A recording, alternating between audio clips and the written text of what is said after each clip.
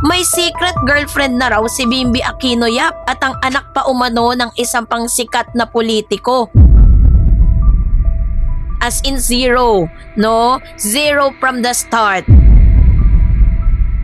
Naniniwala ang sambayanan na malaki pa rin ang tsansa na magkatuluyan ng dalawa.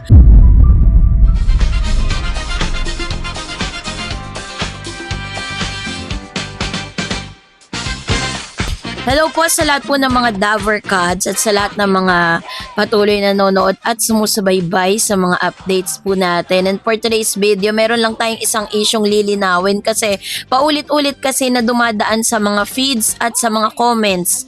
Ang patungkol po di umano sa The Secret Girlfriend Rumors and the legendary Bimby and Raisa May ship, no? Ito po yung isa sa mga showbiz tea at trending, no? Ngayon na pinag-uusapan, lalo na't hindi po natin parang hindi na natin everyday napapanood si Bimby.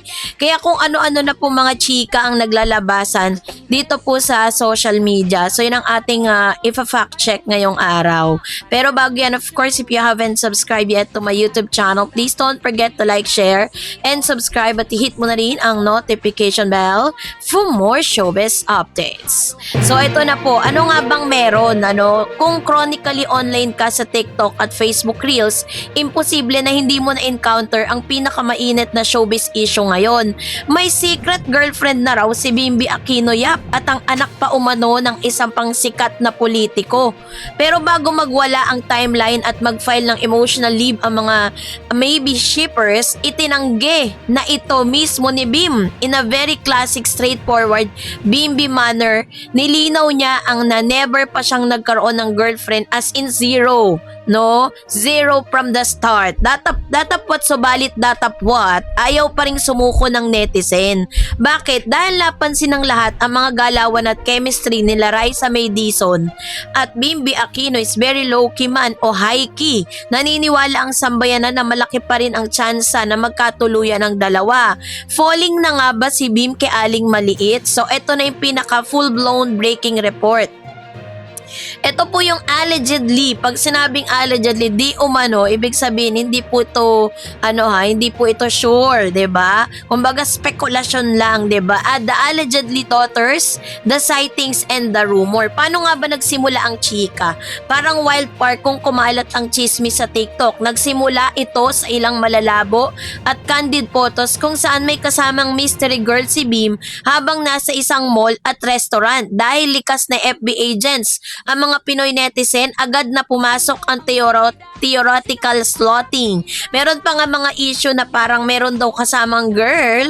Ito pong si Mr. Bimby na doon sa kanyang sasakyan.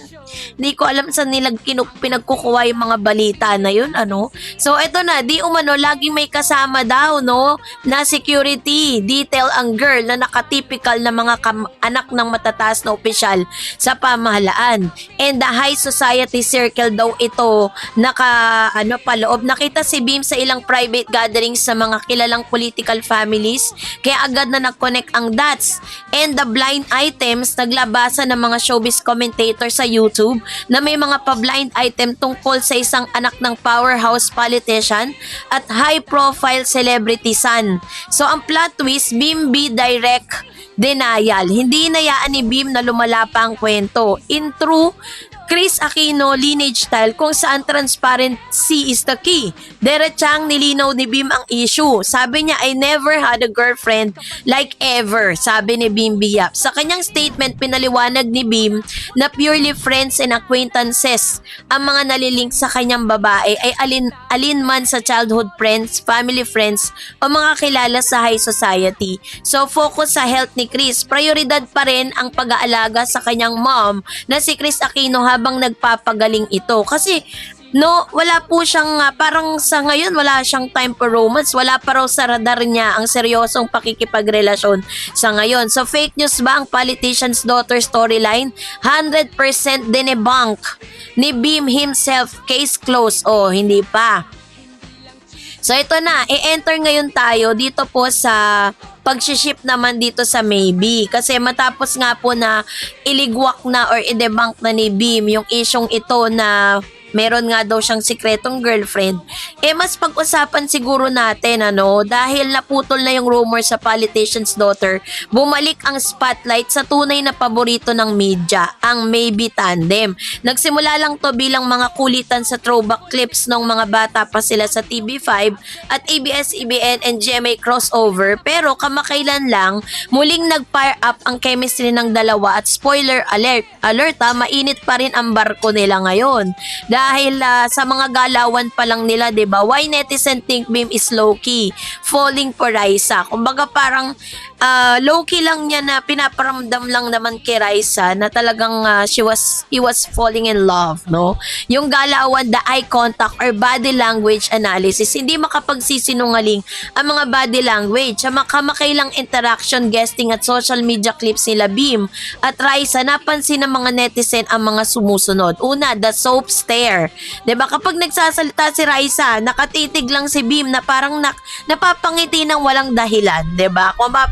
Alam ko napapansin nyo yan, kaya nga ang daming gustong-gustong nanonood ng Eat Bulaga kasi sa ganung paraan, 'di ba? Parang meron tumatagos kasi yung mga tingin ni Beam dito kay Raisa. And then of course, the gentleman moves. Lagi siyang nakaalalay at protective kay Raisa. Yung tangkad ni Beam plus the petite frame of Raisa creates the classic K-drama height difference, 'di ba? And then yung kanilang banter. Yung Beam gets plastered pag tinutokso kay Raisa, pag ang isang tayo madaling mamula at maging medyo awkward kapag tinutokso sa isang girl, standard Gen Z rule yan. May slight crush yan, 'di ba? And of course, yung kanilang match energy and humor. Si Raisa ay kilala sa kanyang pagiging kalog, witty at sobrang likas na nakakatawa. Kaya naman si Beam napakalambing naman and well-mannered at cultured. Kaya naman yun yung tinatawag na opposite attract sila. Nagko-complement yung kanilang personality. Nababawasan yung pagiging masyadong seryoso ni Beam kapag kasama niya si Raisa, habang si Raisa naman ay tila nag-iingat din at magiging refined kapag kausap si Beam. So yung comparison po nila, ito yung comparison matrix. Sabi dyan, the politician daughters versus Raisa May Dizon. Para sa mga malinaw ang breakdown ng issue, ito yung tabular visualization ng dalawang panig. The factor is the allegedly politician's daughters in Raisa May Dizon status debunk, fake news, active fan base, and high potentials bimbi statement, yung kanilang direct denial, no, na sinabi nga niya that he was never had a girlfriend, 'di ba? And of course, yung kanilang tease and friendly warm public support law. So dahil po dito ay talaga namang ito yung mga proof at ebidensya sa TikTok at Reels. Kung pupunta ka sa search bar ng TikTok at itatype ang Bimbi at Raisa, sumasabog ang fan edits. Ito yung tatlong top reason kung bakit naniniwalang netizen na malaki pa rin ang chance nila.